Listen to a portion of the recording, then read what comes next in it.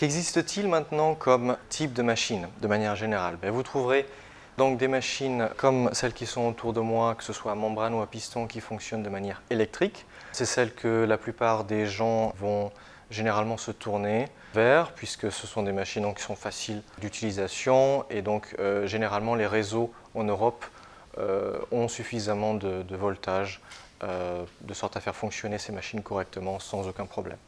Donc la première catégorie de machines que vous trouverez généralement sur le marché sont donc des machines qui fonctionnent à l'électricité.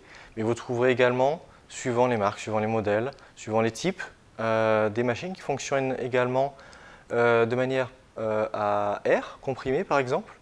Et donc le principe sera d'avoir une machine, un compresseur qui sera à l'extérieur, donc qui amènera à la fois de l'air pour une utilisation en l'occurrence en air cote par exemple, donc à la fois vers le pistolet, et en même temps qui acheminera l'air donc pour le fonctionnement de la machine et pour que les membranes donc, puissent correctement fonctionner.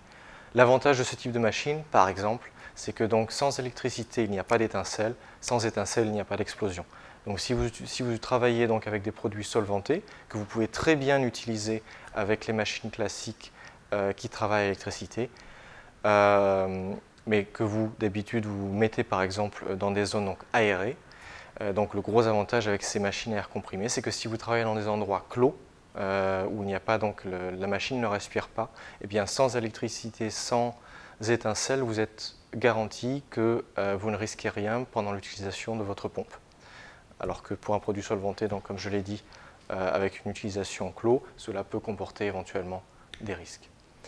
Ensuite, le troisième type donc, que vous trouverez généralement sont des pompes avec un système thermique, donc des pompes qui fonctionneront à l'essence. La première idée qui me vient par exemple pour l'utilisation de ce type de machine, c'est que l'on trouve donc les pompes thermiques, on trouve ça généralement dans les modèles par exemple appelés Heavy Coat, donc vraiment les pompes qui deviennent vraiment très puissantes, qui permettent d'utiliser beaucoup de matériaux différents, des plus fins aux plus épais, on va rentrer dans les détails juste après, et donc qui ont besoin également de fonctionner dans des zones comme par exemple dans certaines fermes, lorsqu'il y a des silos à repeindre, et donc vous êtes complètement à l'écart de toute zone électrique, toute prise électrique sur laquelle vous pourriez vous brancher.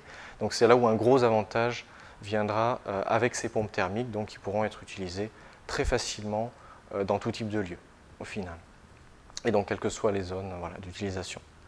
Quels sont donc les métiers qui sont les plus concernés avec ce type de machine? Nous avons effectivement des particuliers qui de temps en temps nous achètent certains modèles de machines pour une utilisation donc vraiment privée, c'est-à-dire leur maison forcément qui est en construction, ou éventuellement quelques projets à part, ou s'ils ont par exemple des locations.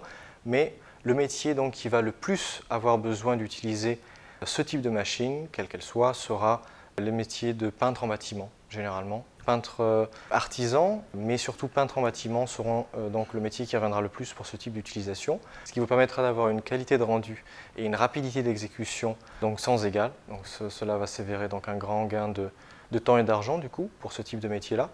Vous retrouverez également des modèles de machines donc, qui seront intéressantes pour les métiers, donc, par exemple des industriels ou les entreprises donc, qui ont tendance à laquer, vernir, des portes, des cadres à la chaîne par exemple, ou également les entreprises qui ont besoin donc, de peindre des tuyaux, des éléments métalliques constamment. Donc voilà, elles seront concernées par ce type de machine. C'est les métiers, dans les corps de métiers qui reviendront le plus souvent.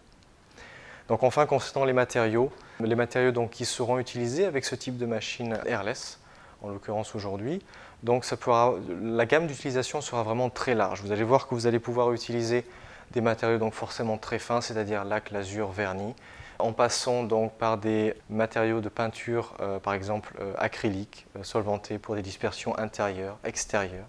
Vous pourrez également pulvériser avec certaines machines donc des peintures plutôt pour façade, donc qui sont généralement un peu plus épaisses que les peintures d'intérieur. Vous pourrez également pulvériser avec certaines pompes des peintures latex, des peintures produits anti-corrosion, et jusqu'à des matériaux bien plus épais comme très généralement les enduits, tout type d'enduit, mais également bitume éventuellement, et après sur des pompes donc beaucoup plus grosses, éventuellement des éléments un peu plus granuleux, un peu plus sableux.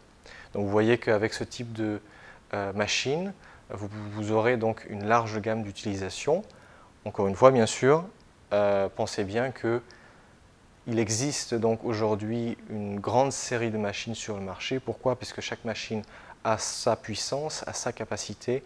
Et donc, même si vous n'avez pas besoin d'une grosse machine, il faudra quand même penser que la machine que vous choisirez, s'il s'agit d'un petit modèle, comme par exemple la GX21 de chez Graco, vous serez limité donc à 21 pouces, ce qui vous permettra d'effectuer donc pas mal de travaux et de pulvériser pas mal de matériaux différents. Mais la limite sera quand même les dispersions intérieures, de manière générale. Et après, les peintures en viscosité supérieure aux peintures acryliques d'intérieur porteront un souci et donc risqueront d'endommager la pompe ou de la boucher tout simplement. Donc vous voyez bien qu'en fonction des modèles, et quelle que soit la marque, vous trouverez donc différentes puissances pour les différents matériaux. Et donc l'idée en premier, lorsque l'on choisit une pompe, c'est donc de se concentrer en premier sur quel matériau veut-on pulvériser avec, quel est le matériau le plus épais que je veux pulvériser avec ma pompe airless. Et à partir de là, vous savez donc dans quelle catégorie vous devrez vous orienter dans le choix de votre machine.